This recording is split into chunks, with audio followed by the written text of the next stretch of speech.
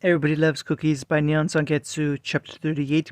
Best in the Bowl. See, that's the thing. When you're a father, your kids come to you for advice. Mostly it's the little things, nuts of wisdom, easy stuff, simple. No, not so. Kids are messy. Kids are complicated kids. Huh, I wouldn't trade them for the world. A father. Best in the bowl. Sometimes Adam wondered where his life went wrong. Everything had been so much simpler in the beginning, when he lived in ignorance, when the truth of his heritage was lost to him. Back then, the White Fang was all that mattered. No, wait, he told a lie. Blake first, Fang second. When she left, betrayed him. His priorities had likewise shifted. He'd been so angry. A small part of him still was, if only because he knew he'd become a monster of his own making. Mother wouldn't have wanted this for him. He knew that. Anna Torres had not been a gentle soul. She was stern, uncompromising. She died as she lived, fighting for what she thought was right, to the exclusion of all else. His skills with the sword were all he had left of her beyond a few faded memories. And what had he done with those skills? He'd used them to reap lives, destroy families, and cause senseless bloodshed, all in the name of vengeance, of senseless spite. And then he'd found father, the one person mother had never spoken of, even on her deathbed. Now he knew why. Father's true might didn't lay in strength of arms. His words were the true weapon. A single meeting with him was all it took to shatter his beliefs. It was like looking into a mirror. A father was more than passionate. He was strong and not afraid of using that strength, committed to his ideals. If you crossed him, he made you pay. Put one of his in the hospital, he put 10 of yours in the morgue.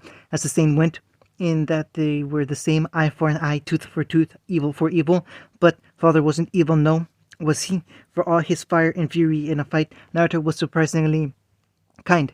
There was things in life a man couldn't compromise on. Belief was certainly of them.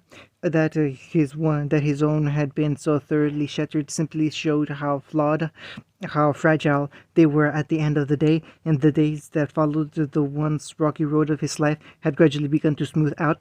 Adam had been an only child. To have a large family, sisters and brothers, was always something of a secret dream for him as a boy, one he desperately longed for. It wasn't lost on him that many of said siblings were empathically human. He'd had time to meet them. None were wanting. If any of them saw through his disguise, they didn't say a word. Pyrrha proved herself pleasant to appease, but beneath that, she loved to fight. He could respect that, the desire to test one's limits. Yang was wild and prone to mischief, determined to live without regret, the very spark of life made manifest. Nora was, well, Nora, pure, happy, and full of life, always smiling, always so full of optimism. Even Roman, while insufferable, had his own brand of charm. Now, there were even rumors he was the father of a certain Elysian general, adopted or otherwise. Absurd. Adam wasn't sure he'd ever got on with that one, not for all the lien in the world. General Ironwood could offer him the head of Jackish knee on a pike, and he'd still be hard-pressed to consider him family. But that was the beauty of it. He didn't have to. He wasn't being forced into anything here. Against all odds, his life had begun to improve since he left the Fang to their own devices. He'd even forged a truce of sorts with Blake, a pact of non-aggression perhaps, little more, but it was a step in the right direction, the first in rebuilding the bond between them, and he would see it rebuilt, even if it cost him his life. Father. So it was that Adam Torres steeled himself, pushed the door baker's dozens open, and slipped inside. For once, the bakery wasn't bustling. A few tables were occupied, and likewise tended to by a flurry of shadow clones and staff. But it was a far cry from the usual rush to which he had grown accustomed. At another sign of the approaching festival, he'd have to speak about that, and soon. He caught Raven's eyes across the way. The maiden spared him a grave nod, little more as she sashayed past, one warrior to another. Vanessa Nichols flashed him a merry little smile and a wave as she slipped. One tray balanced on her hand with graceful ease. Languid strides carried her by, and he found his face heating up. Pyrrha's mother was just so damn nice. The faint scent of cinnamon and berries brushed his nose, giving him pause as his gaze swept across the empty seats. Wait, where was Adam Torres? A voice sharper than any blade brushed his ear. You're looking for him, aren't you? Adam nearly jumped out of his skin. It was only years of training that prevented him from doing so. That, and the hand currently clasping down on his shoulder, must have shown fear. Mustn't shown fear. Fear was weakness. Fear was the enemy. Sapphire Torchwick still scared the ever-living crap out of him. No maiden she, but she was without a doubt the deadliest woman in the room. Anyone who could so easily mask her presence, visible or otherwise, was someone to be feared. You wouldn't even feel her blade until it opened your throat. Slim arms encircled him from behind. He shifted. "What are you doing?" "Hugging you." Her voice was muffled. "You look to be in need of one." He'd crept up the back of his neck. Damn her, was he truly so easy to see through? "I'm fine." He choked the words out. "You aren't." A treacherous little voice sighed in the back of his head. "It's no crime to miss a mother. I think of it like this. Technically, you have 3 mothers now. Is that something to celebrate?" She released him and gave him a nudge. "He's in the back." Adam did not flee. No, certainly not. It was a tactical retreat, nothing more. All the while he prayed that she was wrong, that father wasn't here, that perhaps he'd stepped out of for a moment, as he was often wont to do. The gods were assholes. He found father stood behind the counter near the corner, apron on fully display in all its merry color. His expression proved its opposite in every way. Those blue eyes were cold steel, sharp and angry, fixed on an absolute giant of a man, as large as he was tall. "My answer hasn't changed, Hazel." The bite in his voice would have put the Wilt to shame. "You shouldn't have come here." These words were spoken to the Goliath, one Adam dimly recognized as an associate of Cinder. Hazel raised his arms, showing his hands empty. "I've come to parley. I am unarmed." "Are you now?" came the hum. "Funny, I was just about to pay you a visit. I have no desire to fight you." "Well," Adam heard the crack of sarcasm long before the blonde wagged a finger. "Maybe you should have thought that through before you threw your lot in with Salem now, shouldn't you?" He paused, just out of sight. "Who was Salem?" The large man brindled a bit at that. "What choice did I have? Osman cannot be trusted. You're fool to believe in him. Surrender the maiden now. Give us the crown, and we can avoid senseless bloodshed." The silence that followed proved stifling even to Adam, and yet neither Raven nor Vanessa, or even Sapphire, made move towards them. "Senseless, you say?" Naruto drummed his fingers against the wood. Senseless. Is that what you think this is?" He smiled then, and Ginger's jagged thing with far too many teeth. "One of those so-called maidens is pregnant with my child. The other is going to be my wife. Hell, I intend to marry all 3 of them when this is all over. Properly. "So be it." The giant heaved a sigh. "I will not make the mistakes Cinder and Tyrion made. I, at least, will leave your children out of this." "Good boy. Wouldn't want to disappoint Gretchen any more than we already have now, wouldn't we?" The barb wasn't even directed at Adam, and he still found himself wincing in spite of it. Hazel seemed to grow an extra foot. Hazel's muscles rippled under beneath his shirt. "You dare?" "Oh, I dare." Naruto, father, made him glare. "You've delivered your warning, Hazel. Now get out of here before I throw."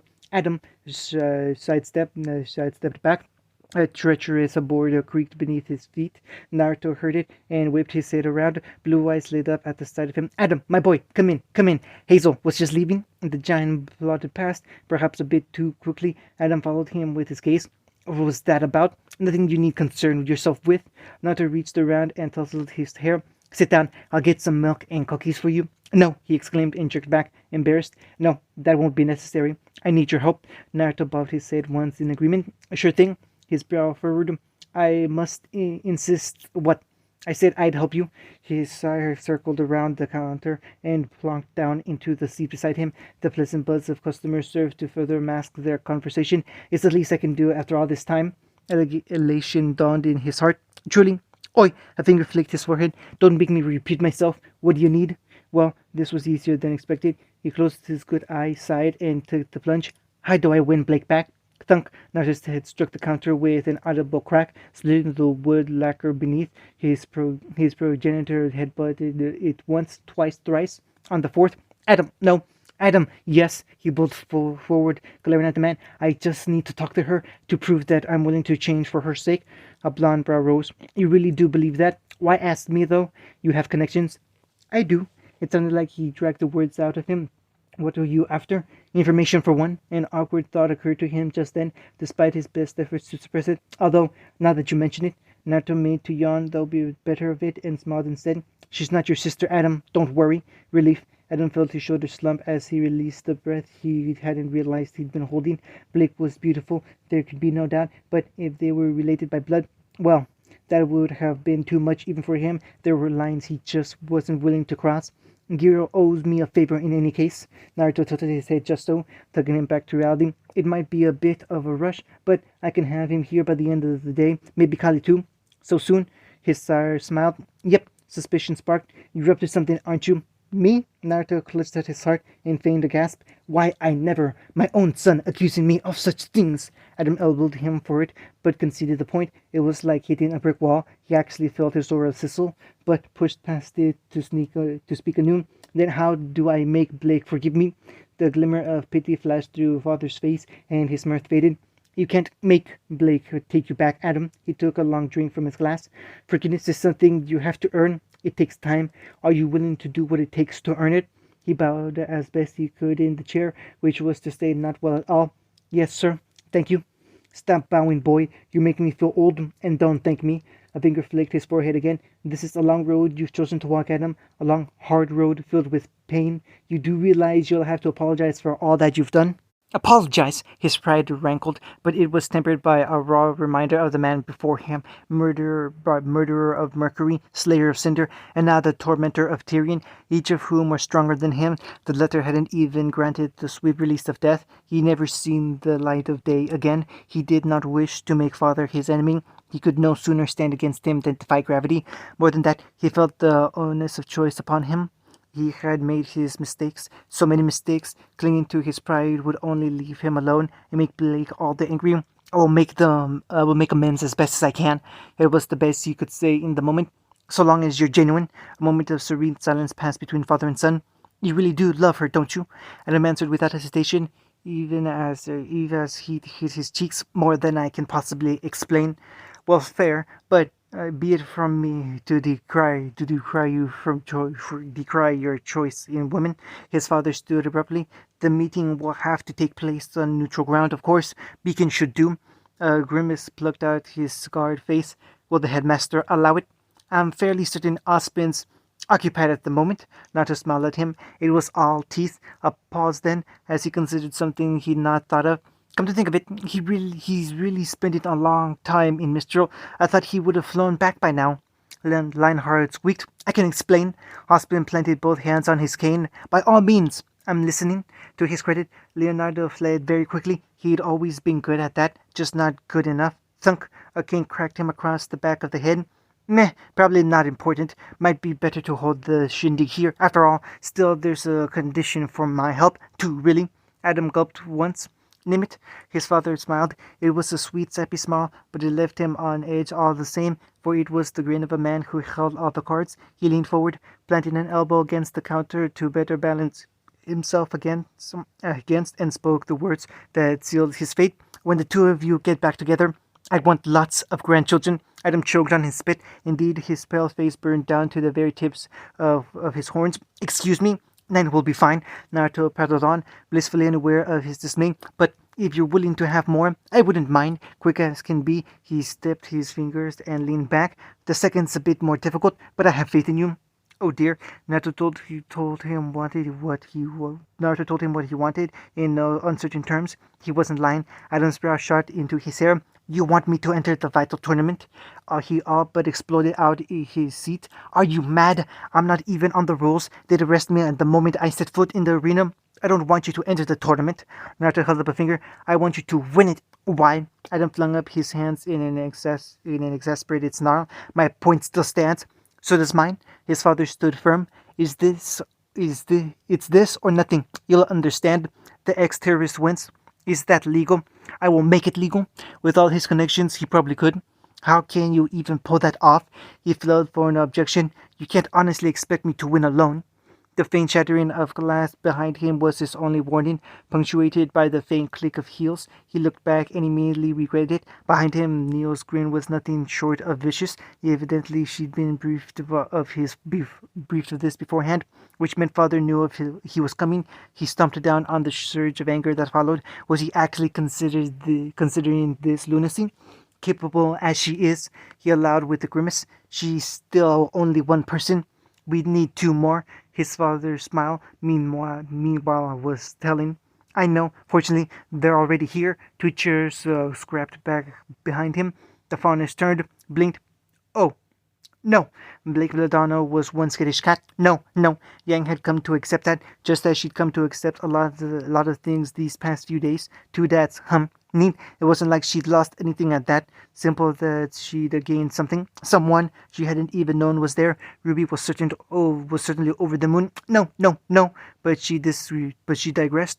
Back to their flighty kitty. She was Team Ruby's cat, and they loved her. No, no, no. Yang did not love her propensity for panic attacks when things didn't go just her way. She'd been on about that for the last 5 minutes, pacing back and forth without end. And at this rate, she was going to wear a hole through the floor of their dorm. All this from a little letter. She hadn't even had a chance to read the damn thing. Blake, Ruby whined. Stop, you're giving me a headache. She continued to pace, golden eyes scarcely noticing them. No, no. Yang sat up. I mean it, kitty cat. If you don't, we're going to hog-tie you. Weiss arched an eyebrow. We. Blake continued to run in the background. No, no, no. Come on, Weiss cream. Back us up here. She twitched. Right, you were warned. Shall Long hold her. I'll get the glyphs. Their flighty friend didn't even have a chance to put up a fight before they descended upon her. Not a minute later, she found both her arms and legs behind her back. Yang sat on her for good measure. Didn't do much to stop the struggling. In the end, it took their combined efforts to get her thrust on the bed, and even then only just. Yang groaned. Can't you just say something else? Blake glared. Adam, White Fang, trap. You just had to ask her, didn't you? Ruby snatched the letter off the floor. Her eyes widened as she read. Oh, oh, that's bad. Watts lit a holographic chess piece across the board. And checkmate. This was his victory. The fools knew not what lay in wait, but they would. Soon. Previews. Why are you here? I work here. How did you know about... No, she held up a hand when he opened his mouth. I don't want to know. Just visiting our resident runaway. Blake winced. You had something to do with this? Ding ding. The older blonde mimed a bell noise. Just to be clear, she swallowed once. You're not my father, right? A blonde brow rose. And you're asking me this why? She mirrored the motion with one of her own. Ouch. Blake absolutely choked. Don't worry, he laughed. I'm having you on. I'm not your pops, just the guy who called yours. Oh, that's good. Wait, you did what now? Someone knocked on the door. Ah, that would be him now. Blake's face closed down. No. They, they, they say might makes right. Sometimes it does, but sometimes being sneaky works even better. Watts whistled softly as he walked by. Behind him, a building imploded inwardly on itself. Nora crashed into a tree. She then slid down said tree and landed face first into the muck. Pyrrha joined her a heartbeat later. Pyrrha landed face first in the mud. Ow! Yang slumped back, rubbing her jaw. You hit like a truck. And so will you lot when I'm done with you. Naruto raised his arms, took a boxing stance, and wadded in. Up and at 'em, girls. Dodge. You're no better than that belladonna. Die, traitor, for the White Fang. Adam tutted once. Idiots. Wilt cleared her hilt with a silk grasp as he brought his cherished blade to bear. I trained you better than this. None dared approach. Well, who wants to die first? Is it you, Banesaw, or perhaps you, Perry? Come, you said it yourself. I'm just one man. Naruto crossed one leg over another and watched. That's my boy. Linda stuck in. Uzumaki, I would have words with you. That's my name. Naruto sauntered around the corner, carrying a fresh tray of cookies. Don't wear it out. Oh, hey, look who came back for the last round. End of chapter 18.